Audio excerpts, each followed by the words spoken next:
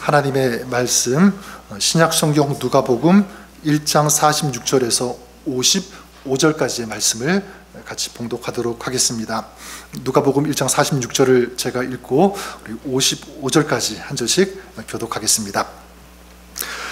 마리아가 이르되 내 영혼이 주를 찬양하며 내 마음이 하나님 내 구주를 기뻐하였으면 그의 요종의 비천함을 돌보셨음이라. 보라 이제 후로는 만세의 나를 복이 있다 일컬이로다. 능하신 이가 큰 일을 내게 행하셨으니 그 이름이 거룩하시며 긍휼하심이 두려워하는 자에게 대대로 이르는도다.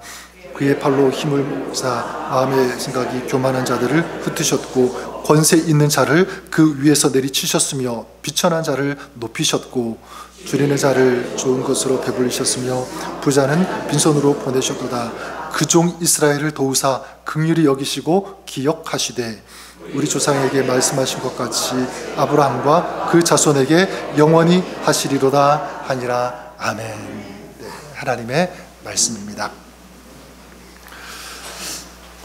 아주 오래전 제가 군대를 제대하고요, 다시 복학해서 이제 가까운 교회를 섬길 때였습니다. 같이 대학부, 청년부 생활을 같이 했던 한 후배가 한 명 있었는데, 이 후배가 어느 날 갑자기 저를 부르더니 이런 충격적인 고백을 하는 것이었습니다. 그게 뭐냐고 물었더니 자기가 이제 더 이상 교회에 나오지 못하겠다, 이런 얘기를 하는 거예요. 좀 마음이 무너졌습니다. 아니, 무슨 일이 있길래 그러느냐, 그 이유를 물었더니 그 후배가 하는 말이 뭐냐면 지금 최근에 자기 자신의 이 가족들이 너무너무 힘든 일이 계속 이어진다는 것이었습니다.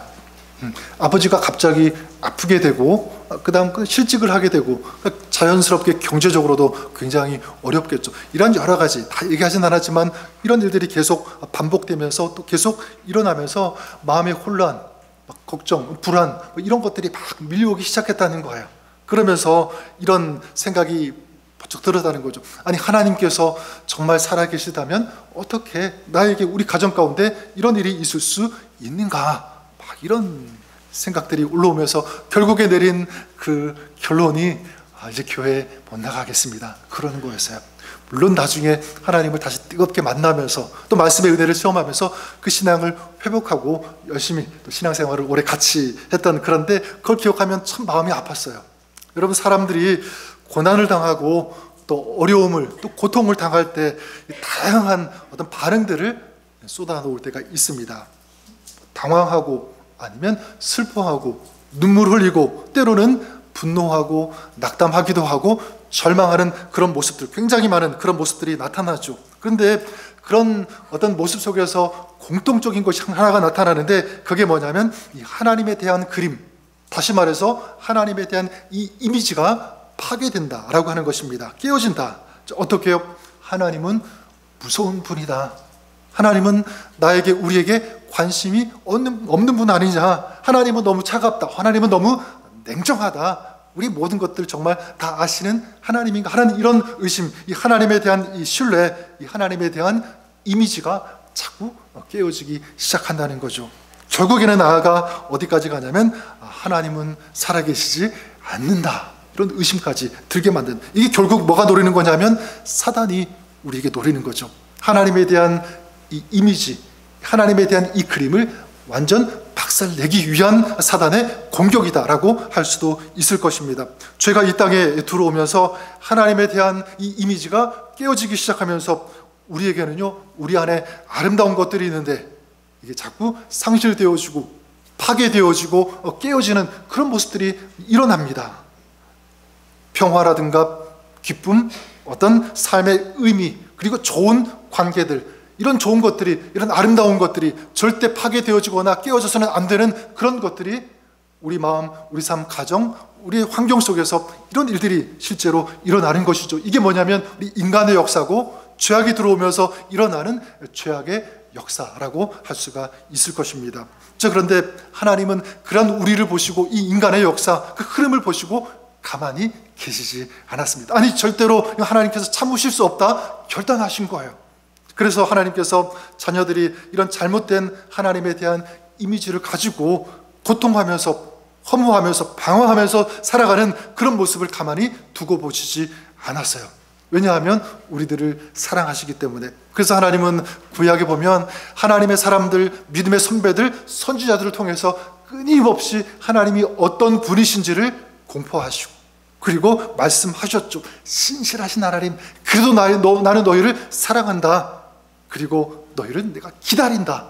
이런 하나님의 성품, 하나님의 마음, 이런 것들을 계속 알려주셨고요, 말씀을 통해서 보여주셨습니다. 그리고 신약에 마침내 독생자 예수 그리스도를 이 땅에 보내주시면서 확실하게 알려주셨습니다. 보여주셨습니다. 하나님께서 어떠한 분이신지.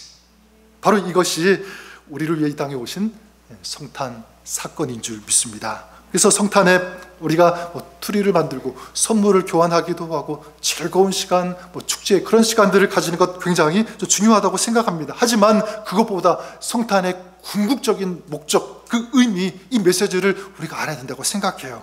만약 이 메시지를 알지 못하고 그냥 세상이 흘러가는 거기에 휩싸여서 간다면 이건 성탄을 잘못 보낸 거겠죠. 여러분, 이 성탄은 우리를 향한 이 하나님의 회복이, 이 회복의 마음이 담겨있는 그 사건이 저는 바로 이 성탄이라고 믿습니다. 더 이상 너희는 죄에 끌려다녀서는 안 된다. 하나님에 대해서 잘못된 이미지를 가져서도 안 된다. 그래서 어둠 속에서 방황하고 신음하면서 고통당하는 그런 인생이 되어서는 안 된다라고 하는 이 하나님의 마음. 저는 다음 주가 성탄 주일인데, 저는 이 성탄 주일을 이제 맞이하면서 또 준비하면서 제 마음속에 이런 질문을 던져보았습니다. 그리고 묵상했는데, 그렇다면 성탄 속에 담겨있는 이런 하나님의 마음, 이것을 한마디로 정의하면, 꼽으라면 뭐라고 할 수 있을까? 저는 이 단어가 생각이 났어요. 바로 긍휼이라고 하는 단어입니다. 긍휼. 이 성탄은 바로 이것입니다. 죄로 인하여 방황하며 절망하며 하나님의 형상이 파괴된 채로 어둠 가운데 살아갈 수밖에 없는 그런 저와 여러분, 우리들을 위해서 주님께서 긍휼히 여겨주시고, 그리고 당신의 아들 독생자 예수 그리스도를 이 땅에 보내어주신 하나님의 사건입니다. 그래서 오늘 우리가 읽은 말씀 속에도 보면 이 하나님의 그 강력한 의지, 우리를 향한 그 따뜻한 하나님의 마음이 다 담겨있다고 생각해요. 오늘 우리가 읽은 말씀 어떤 말씀입니까? 이제 마리아가 천사로부터 지극히 높으신 하나님의 아들을 네가 잉태할 것이다, 그리고 낳을 것이라고 하는 그 계시를, 그 메시지를 듣게 됩니다. 그 노래를 듣고 그걸 알게 되면서 이제 부른 노래가 마리아의 노래예요. 그래서 이 본문을 우리는 보통 마리아의 노래다, 아니면 마리아의 찬가, 이렇게 부르기도 합니다. 그래서 오늘 말씀 46절에 보면 어떻게 시작합니까? 이렇게 시작하죠. 마리아가 이르되 내 영혼이 주를 어떻게 하며? 찬양하며. 찬양이에요. 이 노래가 중요한 이유가 있다고 생각해요. 여러분, 이 노래는요, 어떤 한 여인이 부른 노래라기보다는 이 노래 속에 담겨있는 메시지가 중요하기 때문에, 그런 의미에서 사실 이 노래는 마리아의 노래이기도 하지만, 어쩌면 제가 볼 때는 저 관점에서는 하나님이 우리를 향해서 부르시는 노래라고 할 수도 있을 것 같습니다. 자, 그러면 이 노래에 담긴 하나님의 마음이 무엇인가? 아까도 언급했지만 바로 긍휼이라고 하는 이 단어입니다. 긍휼. 50절 말씀을 보시면 이렇게 말씀하죠. 노래하죠. 긍휼하심이 두려워하는 자에게 대대에 이르는도다. 54절 말씀에도 그 종 이스라엘을 도우사 어떻게 여기시고? 긍휼히 여기시고 기억하시되. 여러분, 이 마리아의 이 노래, 이 찬가 속에서 두드러진 단어, 반복되어지는 그 단어가 어떤 단어입니까? 긍휼이라고 하는 단어예요. 우리가 읽지 않았지만 누가복음 그 1장 그 뒤에 나오는 68절부터 쭉 거기에도 보면 사가랴의 노래가 나오죠. 세례 요한의 아버지 사가랴가 노래를 부르게 되는데, 거기에도 이런 고백이 있습니다. 77절 78절에 주의 백성에게 그 죄 사함으로 말미암는 구원을 알게 하리니, 그 다음 이는 우리 하나님의 긍휼로 인함이라. 우리가 구원받을 수 있는 것, 거기에는 뭐가 있는 것? 하나님의 긍휼이 있다. 하나님의 긍휼로 말미암았다라는 이 고백, 이 노래. 이 긍휼이라고 하는, 영어로는요, 이 멀시라고 하는 이 단어를 또 많이 사용하는데, 히브리어로 보면 라훔이라고 하는 그런 단어를 사용하고, 이 라훔은 사실 레켐이라고 하는 단어에서 파생된 단어가 레켐입니다. 여기는 어떤 뜻이 있냐면 어머니의 자궁, 어머니의 가슴, 어머니의 품, 이런 뜻을 가지고 있는 이 단어가 바로 레쿰이라고 하는 그런 단어인데, 자, 긍휼을 베푸시는 하나님, 하나님의 마음이 어떻다는 거죠? 이 어머니의 마음과 같다는 것입니다. 생명을 낳고 생명을 주시고, 그뿐만이 아니라 그냥 방치하시고 관심 없으신 것이 아니라 끊임없이 그 생명을 지키시기 위해서 품으시는, 안으시는, 지키시는 그런 하나님, 이게 하나님의 마음이죠. 그래서 어제 사무엘상 그 큐티 본문에 생명 싹이라고 하는 그런 단어가 나왔습니다. 저는 이게 참 하나님의 마음이라고 생각합니다. 생명을 싸는 거예요. 지키시는 거죠. 저는 이 하나님께서 그 마음으로 우리를 지켜주신다고 믿습니다. 그러니까 하나님의 마음이 생명싸게, 이 세상에 어떤 천, 어떤 재료, 어떤 것으로도 이건 비교할 수 없는 하나님의 품, 얼마나 위대합니까? 얼마나 감사합니까? 얼마나 아름답습니까? 그 하나님의 마음으로 품으신다. 긍휼히 여기는 하나님의 마음, 이게 바로 긍휼 멀시 레켐이라고 하는 단어인 것입니다. 하나님은 그렇게 긍휼의 마음으로 독생자 예수님을 우리에게 보내어 주신 줄 믿습니다. 죽을 수밖에 없는 우리들을 그 마음으로, 그 사랑으로 살리신 거예요. 그래서 에베소서 2장에 보면 어떤 말씀이 있냐면 이런 말씀이 있습니다. 긍휼에 풍성하신 하나님이 우리를 사랑하신 그 큰 사랑을 인하여 허물로 죽은 우리를 그리스도와 함께 살리셨다. 허물로 죽은 우리들을 그리스도로 말미암아 살리셨다라고 말씀하는 것입니다. 사실 하나님의 긍휼이 아니라면, 하나님의 사랑이 없었다면 여러분, 우리들은요 아무런 소망이 없는 그런 채로 살아가는 존재일 수밖에 없는 것입니다. 그래서 에베소서 2장에 허물로 죽은 우리들, 그러니까 이미 여기에는 전제가 있는 거죠. 우리들은 어떤 사람이라는 거죠? 이미 허물로 말미암아, 죄로 말미암아 어떻게 된 자들?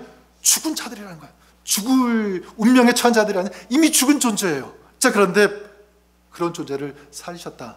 여러분, 이미 죽었다면 그 죽은 사람에게 뭐 아무리 좋은 옷을 입히고 좋은 곳으로 치장하더라도 죽은 것은 죽은 것입니다.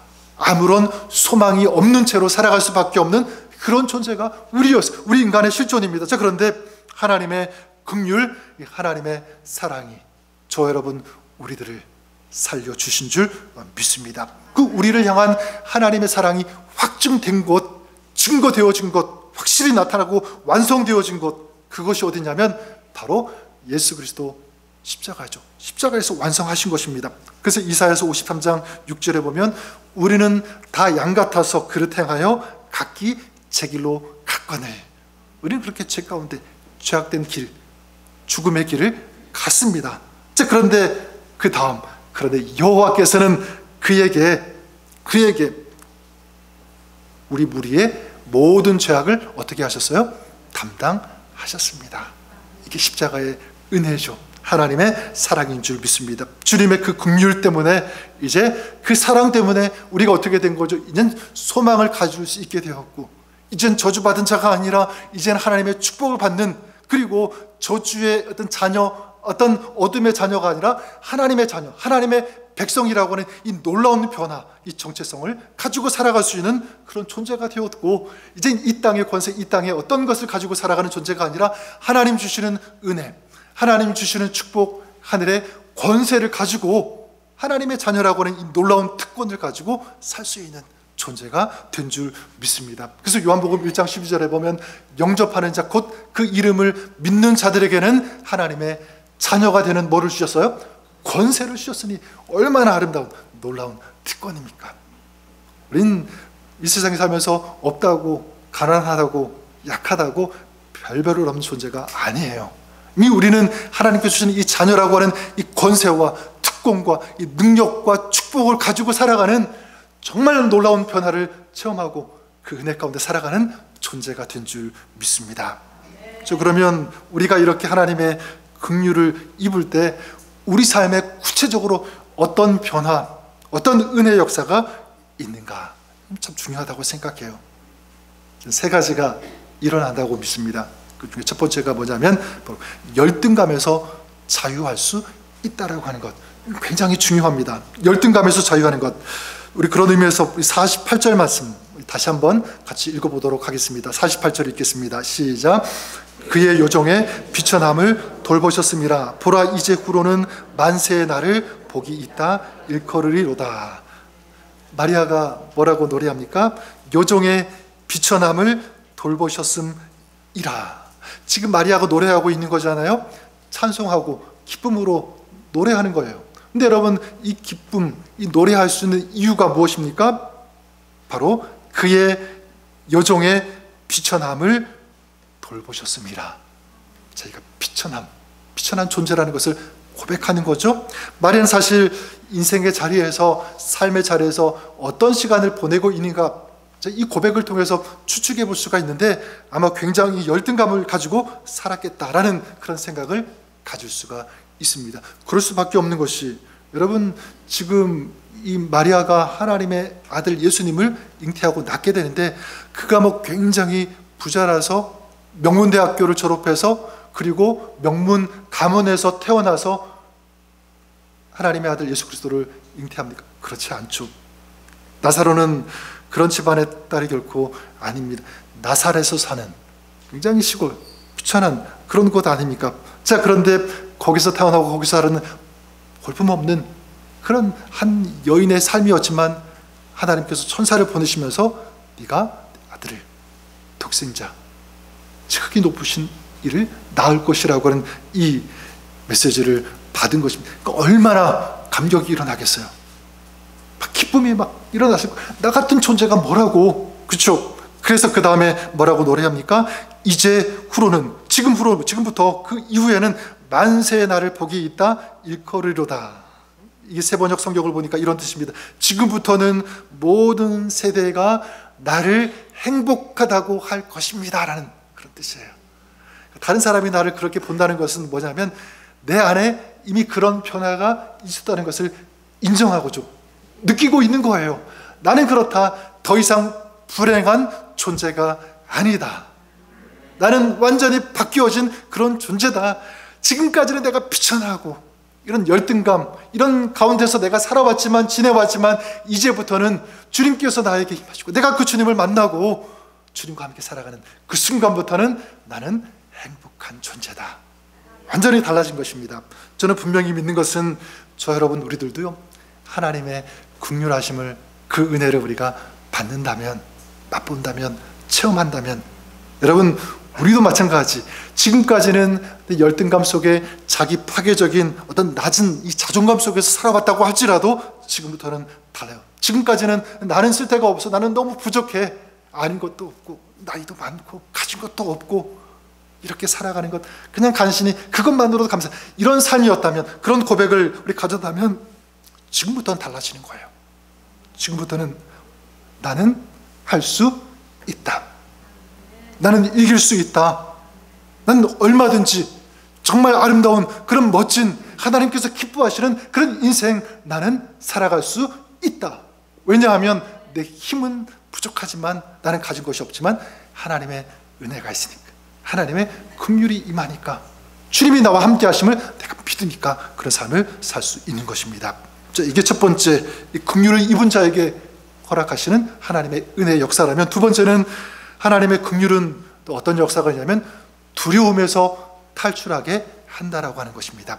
두려움에서 탈출할 수 있다. 그래서 오늘 말씀 50절에 보면 이렇게 노래하죠. 긍휼하심이 두려워하는 자에게 대대로 이르는도다. 하나님의 긍휼하심이 누구에게 임합니까? 두려움이 있는 자에게. 저는 이게 하나님의 마음인 것 같아요. 하나님의 마음은 누구를 향하고 있냐면 두려움 가운데 있는 그런 사람들, 두려움에 지쳐있는 그런 사람들, 또한 여기에 이 하나님의 긍휼이 두려움이 있는 그런 사람들에게 임한다. 여기에서 우리가 알 수 있는 메시지가 무엇입니까? 그래요, 하나님의 긍휼이 임하면, 하나님의 긍휼, 그 두려운 자에게 임한다고 했는데, 이걸 해석하면 어떤 뜻이 될 수가 있냐면, 하나님의 긍휼이 임하면 그 두려움이 어떻게 될 수 있다? 떠나갈 수 있다. 두려움에 떨고 있던 그 인생이 그 두려움에서 벗어날 수 있다. 자유할 수 있다. 승리할 수 있다라고 하는 하나님의 선포라고 믿습니다.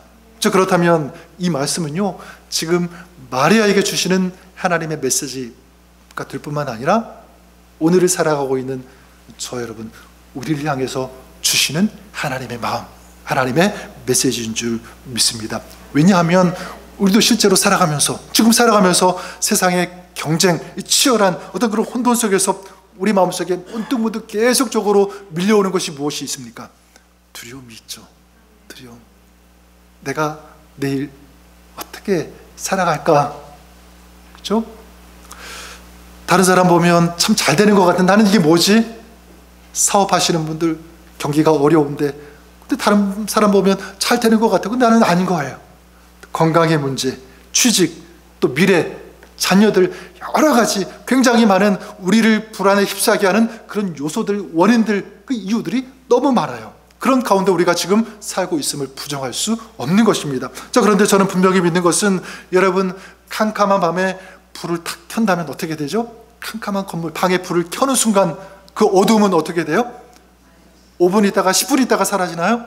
아니죠.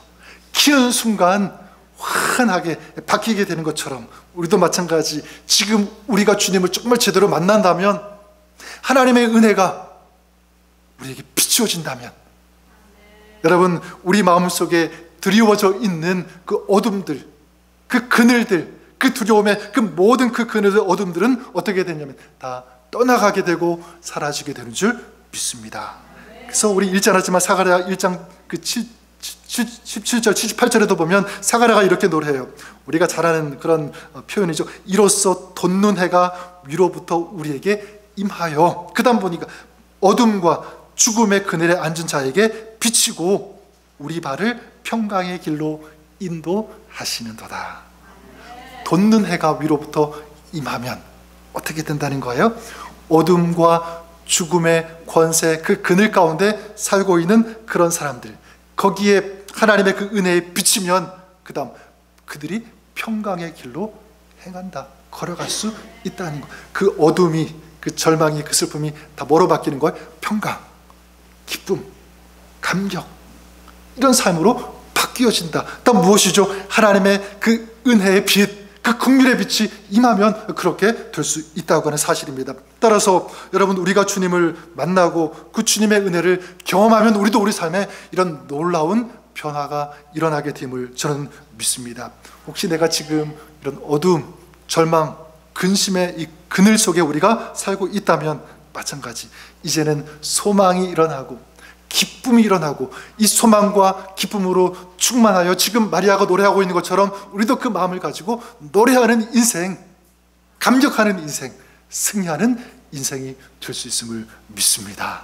이게 바로 하나님의 긍휼이 임하면 일어나는 그런 축복 역사라고 할 수 있겠고요. 마지막 세 번째가 뭐냐면, 하나님의 긍휼은 우리에게 소망을 주고 이제 새로운 미래, 힘차게 미래를 향하여 달려갈 수 있도록 한다. 이게 저는 하나님의 긍휼의 능력이라고 믿습니다.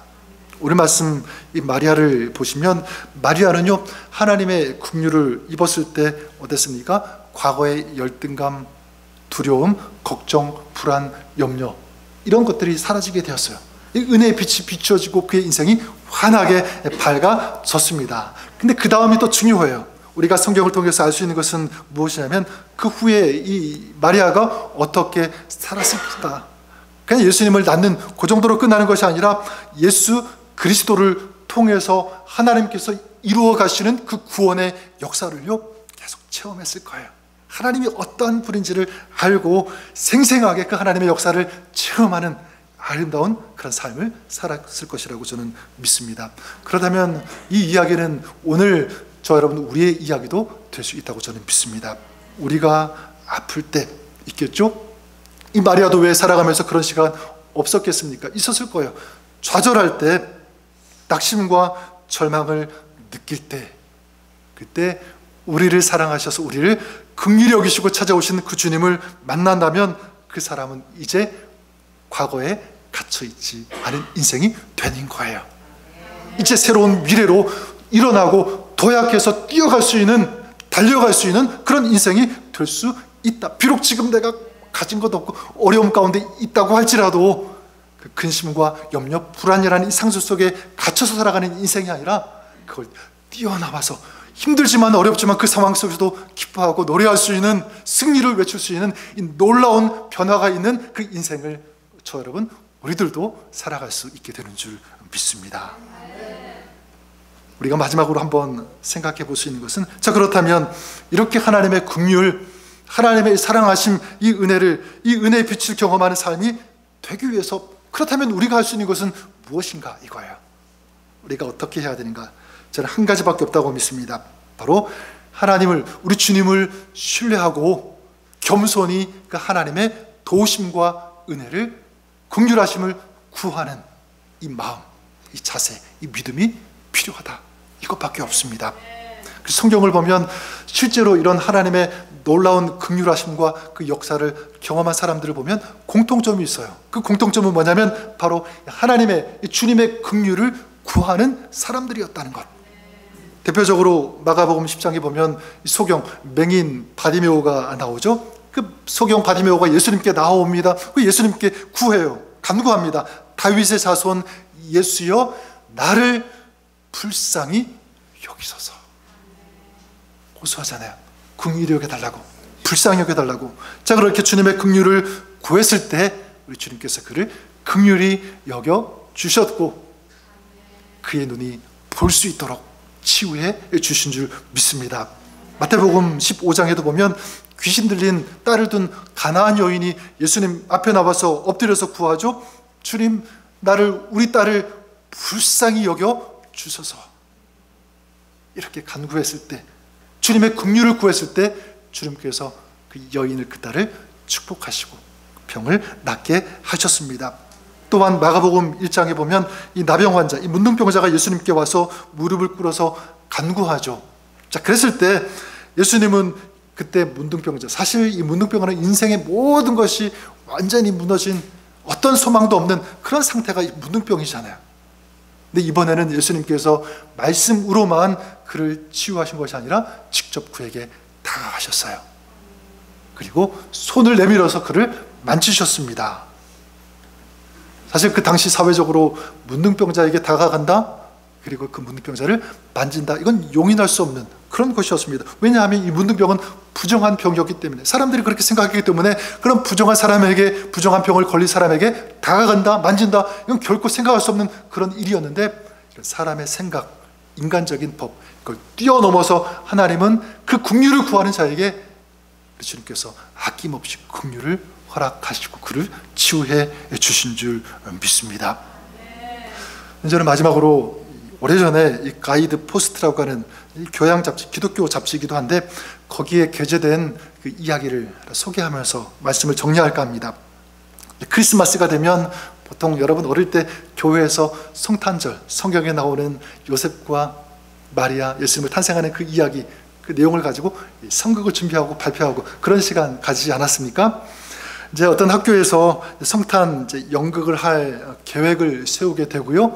배우들을 모집하는 거예요. 배우는 당연히 학생들이 이제 맡게 되겠죠. 그 배우 중에서 한 명이 누가 있었냐면 원리라고 하는 이름의 학생이 있었다고 합니다. 근데 이 원리는 좀 정서적인 장애를 가지고 있어서 말도 좀 더듬고 이게 역할을 수행하기가 어려운 그런 아이였어요. 근데 이 아이가 자원해서 이제 이 배우가 되기로, 이렇게 역할을 맡기로 신청을 한 거겠죠. 근데 선생님이 이 아이는 안 돼, 이렇게 거절하지 않고 그래도 어떻게 하든 이 아이에게 좀 용기를 주고 싶어서, 소망을 주고 싶어서 이 아이를 배우로 채택을 하게 되었습니다. 그리고 이제 배역을 하나 맡기게 되는데 아무래도 그래도 대사가 많은 것은 이제 아이가 감당할 수 없다고 생각해서 굉장히 짧은, 대사가 가장 적은 이 배역을 하나 맡기게 되었어요. 그 배역이 뭐냐면 여관 주인이었습니다. 여관 주인. 그러니까 이 원리가 할 대사는 무엇이냐면 요셉과 마리아가 이 여관 문을 두드리고 방을 달라고 했을 때 뭐라고 하냐면은 방이 없어요. 요 마디만 하면 되니까 이걸 3번만 하면 대사가 다 되는 것입니다. 그러니까 방을 달라고 계속 졸라도 방 없어요, 이렇게 반복해서 얘기하는 것. 자, 이게 대사인데 이제 연습이 다 끝나고 이제 공연 당일이 되었습니다. 공연이 시작이 되고 이 공연이 순조롭게 잘 진행이 되고 있었습니다. 그리고 드디어 마침내 요셉과 그리고 만삭이 된 마리아가 여관에 찾아오게 된 거예요. 그리고 여관 문을 두드립니다. 빈방을 달라고 하는 거죠. 자, 그때 이제 원리가 나와서 또박또박 연습한 대로 뭐라고 얘기하냐면 방 없어요. 방 없습니다. 얘기한 거예요. 그때 이제 요셉과 마리아가 간절히 요청하는 거예요. 큰일 났어요. 이제 아이가 곧 태어나는데 어떻게 합니까? 방 하나만 주세요. 제발. 자, 이렇게 요청하는 거였어요. 이렇게 날씨가 추운데 어디로 갑니까? 방 하나 주십시오. 이렇게 이야기하니까 그때 이제 원리가 단호하게 뭐라고 얘기해야 되는 게 맞죠? 방, 그래도 불구하고 방 없어요 해야 되는 거예요. 이렇게 한 번만 하면 되는데, 자, 그때 원리가 그 얘기를 듣고 우물쭈물 하는 것입니다. 그리고 막 이제 분위기가 이상하게 흘러가니까 막 옆에 다른 아이들이 또 심지어 관객들이 방 없어요. 빨리 말해. 그만 막 몸짓으로 막 사인을 막 줬음에도 불구하고 이 원리는요 아무 말도 못하고 한동안 그렇게 있었던 것입니다. 그리고 드디어 눈물을 글썽이기 시작하는 거예요. 울면서. 그 다음 큰 소리로 뭐라고 얘기했을까요? 그 다음 뭐라고 했냐면 빈방 없습니다가 아니라 빈방 있습니다. 빈방 있어요. 빈방, 내 방이 있어요. 내 방은 지금 비었어요. 내 방을 쓰면 돼요. 제 방에 들어오세요. 빈방 있습니다. 얘기하는 거예요. 그 영국은 그 대사 때문에 좀 엉망이 되었겠죠. 어수선해지고. 근데 그 대사 때문에 주변에 있던 선생님들, 학생들, 관객들에게 정말 말로 표현할 수 없는 어마어마한 감동, 감격이 밀려온 거예요. 빈방 있습니다. 저는 이것을 보면서 누가 주님의 긍휼을 입을 수 있는가 생각해 볼 때 저는 이런 고백인, 이 마음이 있는 사람이라고 믿습니다. 빈방 있습니다. 저에게 제 방으로 오십시오라고 말할 수 있는 그런 사람, 그 마음을 가지고 있는 사람. 어떤 사람입니까? 주님을 정말 사랑하는 마음이죠. 주님의 은혜를 구하면서 내 마음의 방, 내 삶의 모든 문을 주님을 향하여 열어드릴 수 있는 그런 사람. 이제 저에게 오십시오. 그 주님의 그 은혜, 그 주님의 도우심, 주님의 치유하심, 주님의 회복케 하심을 간절히 사모하면서 구하면서 요청하면서 주님 앞에 서는 그런 마음을 가진 사람. 또한 주님의 긍휼을 가지고 그 긍휼의 마음을 실천하는 그 마음을 가지고 있는 사람.